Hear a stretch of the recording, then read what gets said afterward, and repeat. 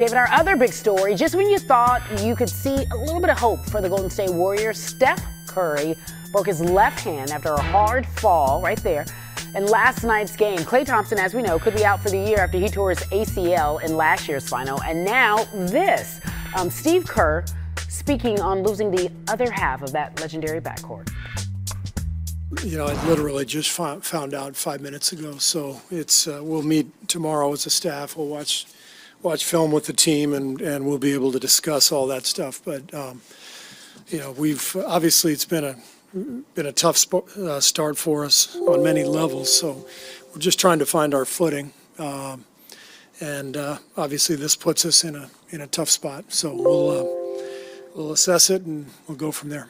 Aaron Baines came up after the game and just you know, wanted to know how Steph was doing. I mean, you could tell he felt really bad. It was just a random basketball play, so stuff happens. Tough spot is right. Woj, our senior NBA insider, joining us now here on Coast to Coast. Woj, what more can you tell us about Steph Curry's injury? Well, Carrie, Bob Myers, the Warriors GM, told me last night that they'll have a clear picture on the timeline for a return from Steph Curry after he undergoes more imaging on that hand today, whether they find out whether he needs to have surgery or not. But you know, Golden State, you know, expects that they're going to be without him for, you know, at least the next 6 weeks to a couple months. But that timeline will be firmer once they get some clarity from that imaging testing that he'll do today. All right, so the next question, presumably, there's no Klay, there's no Steph for some time. We'll find out more later. What are you hearing about what this means for Golden State long term? Well, you know, what this means is they're going to have the opportunity to have a very high pick in this year's NBA draft. And you can expect Bob Myers and his staff to spend a lot of time on the road in evaluating players all over the world for a draft pick that they thought would be going to Brooklyn in the sign and trade for D'Angelo Russell. And that pick is protected 1 through 20. And if they don't convey that pick this year, they only give a 2025 second-round pick. So this is a team that is headed for the lottery, and they will be in a position to draft high and then get back their key players healthy next year. They'll have their mid-level exception to use in free agency, and then they can run it back with a team next year, you know, that, you know, they hope can be competitive in what's a you know, loaded up Western Conference. Yeah, and you're saying basically this is the lighter side, the brighter side of things, if you will. Caesars dropped their odds to win the championship, obviously with the news of Steph's injury. Woj, you'll join us a little later. Thank you so much for being here on Coast to Coast. Let's do this. Don't tell Astro fans, but road teams win every game in the World Series. Spoiler alert.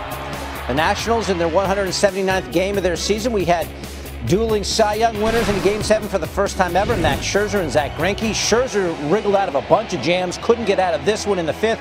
Carlos Correa scalds one down the line off the glove of Anthony Rendon. A run comes in to score. Astros take a 2-0 lead, and the Nats had them right where they wanted them.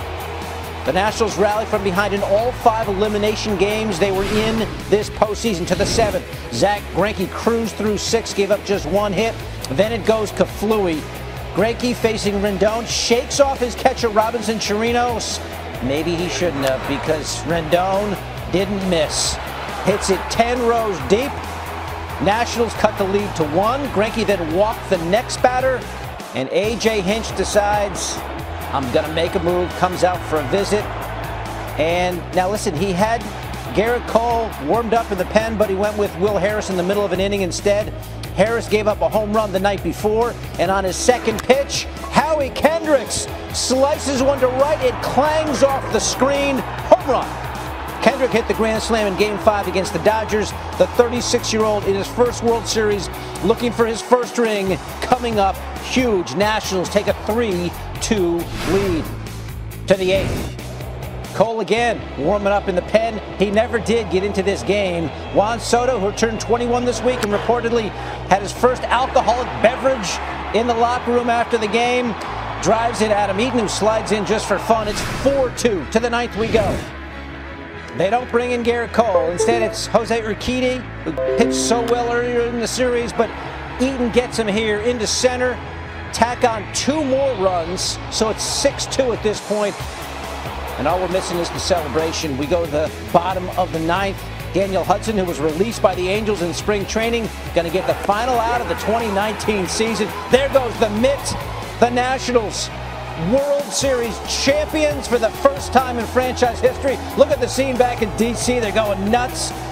The Nats, the first wild card team to win it all since the Giants in 2014. Let's hear from the World Series MVP. It's amazing. You know, everybody counted us out.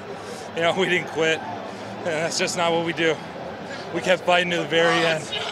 You know, and we're world champions. You know, world champions. It's unbelievable. It makes you dance. I mean, it feels amazing. It feels really good. Keep dancing? Yeah. It feels really good. Everything we've been doing in the whole year, it's been amazing. We stunk so bad, but we came together as a group, and we just basically said enough is enough. We got to learn from our mistakes and not make them again, and try to prevail. And every time someone doubted us out, we were just like, you know what, we're going to prove them wrong. And I love these guys. It's unbelievable. You know, to come this far and to finally win the last game of the season. You know, there's only one team that's happy at the end of the season, and I've never been that team. But like I said, world champs. Nobody can ever take it away from you. Icing on the cake. Let's put some numbers on the Nationals in this World Series. They batted .212 over the 7 games in the first 6 innings. .289 after that with 7 homers, second most from the 7th inning on in a single fall classic. Also better on the road. They had just a single home run at home, hit 10 in Houston, most road homers in a single World Series in postseason history. And it wasn't just the hitting. Washington's starting pitching posted a 6.61 ERA at Nationals Park, 2.96 at Minute Maid. Here's A.J. Hinch on his decision-making in Game 7. I wasn't going to pitch him unless we were going to win the World Series and have a lead. I mean, he was going to help us win. I didn't want him. He was available, and I felt it was a game that he was going to come in had we tied it or taken the lead. He was going to close the game in the 9th after I brought Osuna in, had we kept the lead. You know, obviously learned a lot about pitching from my teammates, from the pitching coaches and pitching staff. You know, learned a lot more about the game from AJ. And it was just a pleasure to play in the city of Houston. All right, ahead on Coast to Coast. Houston with the heartbreaking loss in Game 7, and more heartbreak may be on the way. How this roster could have a gaping hole in it. Number 45, we'll see if he's back.